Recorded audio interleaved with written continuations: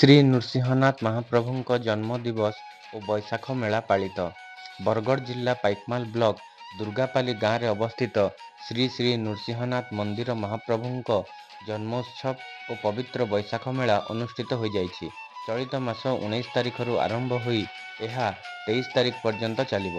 ପଦ୍ମପୁର ଅତିରିକ୍ତ ଜିଲ୍ଲାପାଳ ମୋତିରାମ କୁନାଲ ଚୌହାନ ଏହି ବୈଶାଖ ମେଳାରେ ସାଂସ୍କୃତିକ କାର୍ଯ୍ୟକ୍ରମକୁ ଉଦ୍ଘାଟନ କରିଥିଲେ। ତାଙ୍କ ସହିତ ପାଇକମାଲ ବିଡିଓ ପ୍ରଫୁଲ୍ଲ କୁମାର ଅଦୁ ଏବଂ ଶ୍ରୀ ଶ୍ରୀ ନୃସିଂହନାଥ ମନ୍ଦିର ଟ୍ରଷ୍ଟର ସଦସ୍ୟଗଣ ଉପସ୍ଥିତ ଥିଲେ। ତେବେ ଏହି 5 ଦିନରେ 1,25,000 ଥର ନୃସିଂହ ବିଜୟ ମନ୍ତ୍ର ଜପ କରିବା ସହିତ ବିଶ୍ୱ ଶାନ୍ତି ମହାଯଜ୍ଞ ହୋଇଥାଏ। ବୈଶାଖ ମାସ ଶୁକ୍ଳ ପକ୍ଷ ଚତୁର୍ଦ୍ଦଶୀରେ ନୃସିଂହ ମହାପ୍ରଭୁଙ୍କର ପବିତ୍ର ଜନ୍ମୋତ୍ସବ ପ୍ରତିବର୍ଷ ଧୁମଧାମରେ ପାଳନ କରାଯାଏ। ତେବେ ଏହି ଦିନ ପୁରାତନ ରୀତିନୀତି ଅନୁଯାୟୀ ମହାପ୍ରଭୁ ଉପାସରେ ରୁହନ୍ତି। କନ୍ଧ ପରମ୍ପରା ଅନୁସାରେ ହରିକନ୍ଧ ଓ ଯମୁନା କନ୍ଧୁଣୀଙ୍କର ବଂଶଧରମାନେ ମହାପ୍ରଭୁଙ୍କର ପୂଜାର୍ଚ୍ଚନା କରନ୍ତି ଓ ପୀତକନ୍ଧ ଭୋଗ ଲଗାନ୍ତି। ପରେ ମହାପ୍ରଭୁଙ୍କ ମନ୍ଦିରର ବାନା ପରିବର୍ତ୍ତନ ହୋଇଥାଏ। ପୌରାଣିକ ପରମ୍ପରା ହିସାବରେ ଏହି ଦିନ ପାପନାଶିନୀ ଝରଣାରେ, ଯାହାକୁ ଚାଳଧାର ବୋଲି ଲୋକେ କୁହନ୍ତି, ସେଠି ବୁଡ଼ ଦେଇ ଗାଧୋଇ ନୃସିଂହ ମହାପ୍ରଭୁଙ୍କର ପୂଜା କରି ପାହାଡ଼ ଚଢ଼ି ପାହାଡ଼ର ଅନ୍ୟପଟେ ଥିବା ହରିଶଙ୍କର ମହାପ୍ରଭୁଙ୍କ ଦର୍ଶନ ପୂର୍ଣ୍ଣିମା ଦିନରେ କଲେ ପାପ ନାଶ ହୁଏ ବୋଲି ମାନ୍ୟତା ରହିଛି। ହରିଶଙ୍କର ମନ୍ଦିରରେ ସେହି ଦିନଠାରୁ ହରିଶଙ୍କର ମେଳା ପ୍ରାରମ୍ଭ ହୁଏ। ତେବେ ଏହି ନୃସିଂହନାଥ ମନ୍ଦିର ଇତିହାସ ପୃଷ୍ଠାରେ ଥିବା ବେଶ ପୁରୁଣା ମନ୍ଦିର ମଧ୍ୟରୁ ଅନ୍ୟତମ।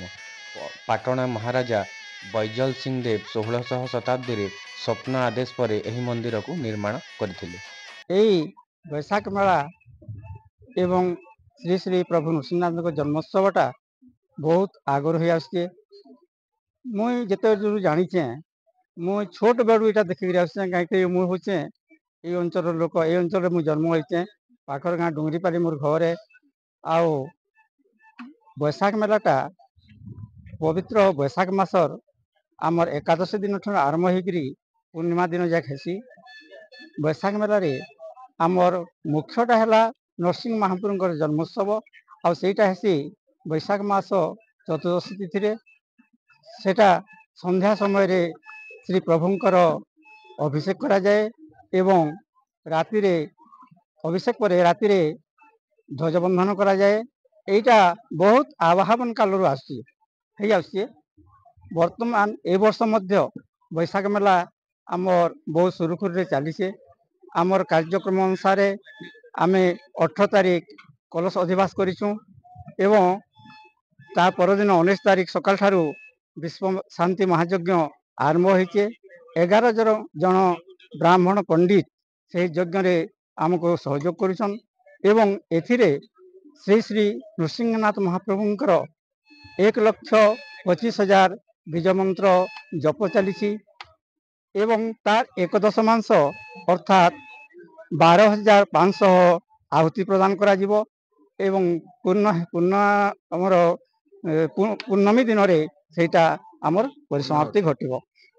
ଶ୍ରୀ ଶ୍ରୀ ନୃସିଂହନାଥ ପୀଠରେ ଆପଣ ମାନେ ସମସ୍ତେ ଯେମାନେ ବି ଜାଗାକେ ଆଇସନ୍ ନିଶ୍ଚିତ ଭାବେ ଦେଖିପାରୁଥିବେ। ବୋଧେ ଭାରତ ବର୍ଷର 24 ଘଣ୍ଟା ଧରିକରି ଯଦି କେନ୍ ଜାଗାରେ ଯାତ୍ରା ହଉଥିବା ତାହେଲେ ଏଇଟା ହଉଛେ ବରଗଡ଼ ଜିଲ୍ଲାର ପାଇକମାଲ ନିକଟସ୍ଥ ନୃସିଂହନାଥ ମନ୍ଦିରର ପ୍ରସିଦ୍ଧ ବୈଶାଖ ମେଳା। ଏଇଟା ହଉଛେ ଶୈବ ଶାକ୍ତ ବୈଷ୍ଣବ ଧର୍ମର ଗୋଟେ ସହାବସ୍ଥାନ। ଇନକେ ଇନ ଦିନେ ବୌଦ୍ଧ ବିହାର ଥିଲା। ଇନକେ ଚୀନ ପରିବ୍ରାଜକ ହୁଏନ୍ ସାଙ୍ଗେ ହେଇଥିଲେ।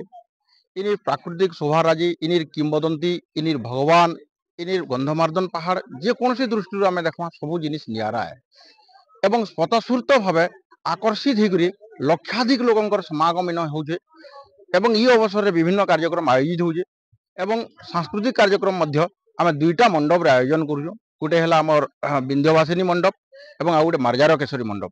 ବିନ୍ଧ୍ୟବାସିନୀ ମଣ୍ଡପରେ ପ୍ରତିଦିନ ଆଜିଠାରୁ ଆରମ୍ଭ ହେବା ଦୀର୍ଘ 3 ଦିନ ଧରିକରି ବିଭିନ୍ନ ତାମାନେ ଲୋକନୃତ୍ୟ, କର୍ମା, ଆଦିବାସୀ ନୃତ୍ୟ, ସମ୍ବଲପୁରୀ ଲୋକନୃତ୍ୟ ସಮೇତ ବିଭିନ୍ନ ଲୋକନୃତ୍ୟରେ ମାନେ ଏଇ ମଣ୍ଡପଟା ଦୁଲକି ଉଠିବା ଆମେ ଆଶା ରଖିଛୁ।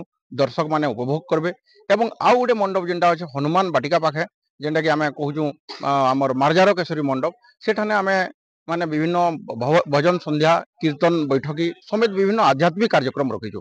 ତ ଲୋକମାନଙ୍କୁ ଦୃଷ୍ଟିରେ ରଖିକରି ଲୋକମାନଙ୍କର ମାନସିକତାକେ ଦୃଷ୍ଟିରେ ରଖିକରି ଆମେ ବିଭିନ୍ନ ପ୍ରକାର ମାନେ କାର୍ଯ୍ୟକ୍ରମ ମାନେ ରଖିକରି ଇନ ଇ ମେଲାକେ ଆହୁରି ଆକର୍ଷଣୀୟ ସରସ ସୁନ୍ଦର କରବାର୍ ଲାଗି ସମସ୍ତଙ୍କର ସହଯୋଗରେ ସଦିଚ୍ଛାରେ ଆମେ ପ୍ରୟାସ ଜାରି ରଖିଛୁ। For more updates, please subscribe to our channel and press the bell icon.